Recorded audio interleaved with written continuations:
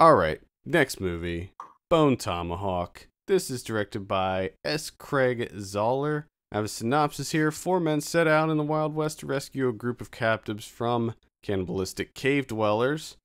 This is also playing now in select cities and on VOD. It stars Patrick Wilson, Kurt Russell. Sean Young is in this, but I don't even remember seeing her. She was with the mayor. She showed Oh, up just oh, for like a okay, little bit. okay, yeah. Also have Matthew Fox in there, and David Arquette, Sid Haig, and Richard Jenkins. I will start this one off. I kind of loved Bone Tomahawk. Tomahawk. Man, this one it starts out as a pretty typical Western. Looks great. Sounds great. It's a slow burn movie. It takes a while. It takes its time, but I liked that a lot. I loved the dialogue in this movie. I loved the characters. I thought Richard Jenkins was awesome. Richard Jenkins is MVP. He was he was almost unrecognizable in his role because he didn't really sound like Richard Jenkins, but because he had that beard too, so he didn't really look like Richard Jenkins either. he was just absolutely hilarious. Yeah, he was great. I was surprised at how funny this was. There was a lot of comedy injected into this. Yes. And that was a surprise to me. And not just kind of silly things that happened on the visual side, but a lot of the dialogue was very snappy and very clever and very funny. There was sort of a dry humor to a lot of the dialogue, which I appreciated very much. Yes, it definitely helped with the slow burn aspect of it, because it takes its time. Oh yeah. But see, I didn't mind it either because because they were good characters. Yeah, it was a good plot. You know, it's a simple plot like most westerns. It's just about four guys that are going to rescue two people that get kidnapped after Indians or Native Americans raid their little town, their sleepy little town. Yeah. And the journey was a fun one. So yeah. Even though most of the movie is just them traveling, because I think they said it takes 2 days or 3 days. There's a 5-day ride, and they were planning on getting there in 2 or 3 days. So, but some things go wrong. Yeah. So a lot of it is them just trying to get to this camp and try to rescue. Yeah, that's the bulk of the movie right there. Yeah. But I'll tell you one thing: when you finally get to the action, it is the level of violence and gore in this. It goes from 1 to 100. I mean, there's like relatively no violence, and then you go up to holy crap! Did they just do that to that guy? Levels of violence. Yeah, it's shocking. It's definitely shocking. And I gotta say, like, I'm almost certain that I jumped every single time a gun was fired. Yeah. There's lots of jump scares, especially because this tribe they're going up against I'm pretty sure their default mode of transportation is sprinting. All they do is sprint. They just sprint everywhere they go. So they'll be walking. It's a silent sprinting. Yeah. They'll just be walking, down a trail, and these natives just pop out of everywhere after them, and yeah, it's fun. It's a fun movie. It's and let's take care of this question real quick. It's called Bone Tomahawk. So right away I'm thinking, well, number one, this is a badass title. This is a great title for a movie. I love this. But then curiosity got me a little bit, and I was like, I wonder if there's actually going to be Bone Tomahawks in here. And guess what? There's Bone Tomahawks. Yeah, and they're pretty intense. Yeah, the Bone Tomahawks are pretty intense. There's a couple of them, and they're used. Yeah. And wow. And one is used. Yeah. Oh. Yep. Lord have mercy. It gets I'll tell you, disgusting. People that can't handle gore are gonna have a tough tough time with this one because even I was squirming at what happens in this movie.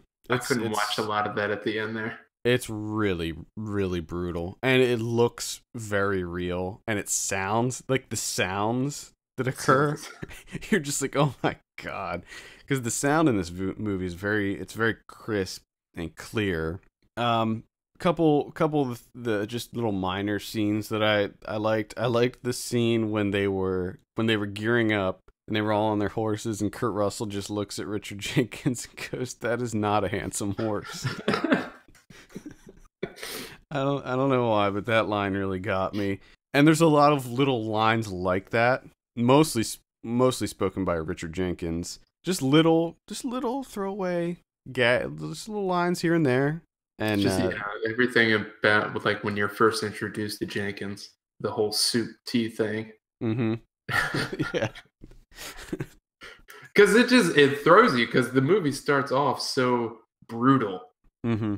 And then they kind of segue into that, and you're just like, okay, what am I watching here? Yeah. It's a Western, but it's a horror movie, but it's also a comedy.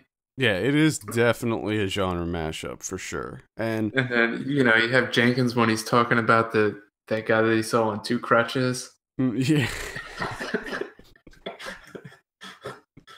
Just talking about the possibilities, and then how he gets so excited about that flea circus. Oh yeah. Yeah. And he's just so relieved and so happy to find out that they were indeed talented fleas and not a ruse. One of the other kind of small scenes that I really liked was the scene when they were standing around, they were on a hill, and they were looking through the German, aka their fancy spyglass that they had, and it was Matthew Fox kind of scoping things out, and he saw the snake hanging from the tree, and then you hear the gunshot, and then you see the spyglass move down like 5 inches, and he says like, deceased, or what type of snake is it? And then you hear the gunshot moves down, deceased. I don't know, that scene was really effective for me. I just thought it was funny. I liked Matthew Fox in this, which is odd because I don't really like him in a lot of things. Yeah, I thought everyone was fantastic. I liked his character as kind of the pretty boy who had all the expensive equipment, and he was wearing like the nice suit to go out and do this, and he just knew everything. But he was still kind of a badass. He got to see the Bone Tomahawk firsthand. Yes, he did. Yeah. Yep. Oh man, Bone Tomahawk! What a surprise! I gotta say, this is quite a surprise. Yeah, I have very little negative to say about this movie. I was pretty much gushing on it the whole time. I loved it. It was so much fun. Had a great time. Yeah, I definitely recommend Bone Tomahawk.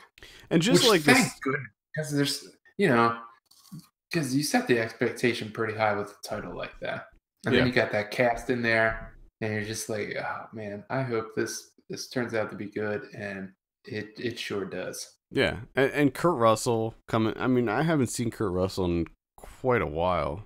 Yeah, if you want a Kurt Russell fix, and I want to see some classic Kurt Russell. Yeah, I'm a big Kurt Russell fan from way back. So this was great.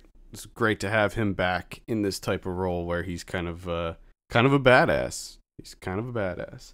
But I also like going back to the kind of slow burn quality of this. I like that because they took the time to really flesh out these characters, and we got to know their personalities. And I mean, they dedicated entire scenes to just making sure that we knew who these people were and what they were like and their personalities. Like for instance, when Matthew Fox came into the saloon and had that interaction with the passed out piano player and all that stuff.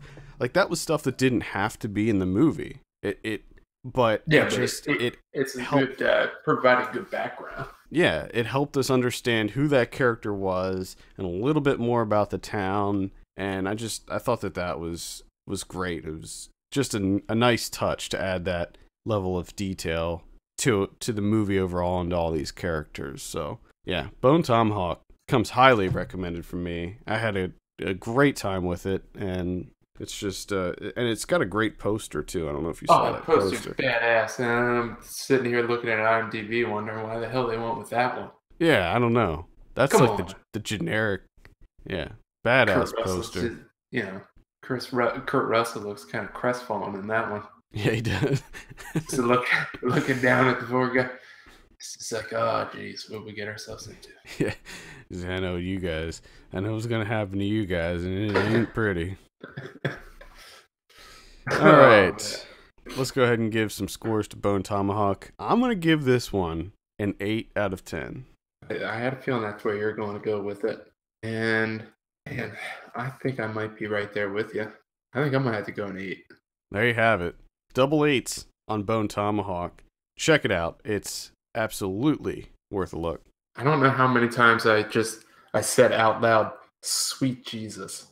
Yeah, during this movie. It's intense. It gets really intense, and the way it's shot too.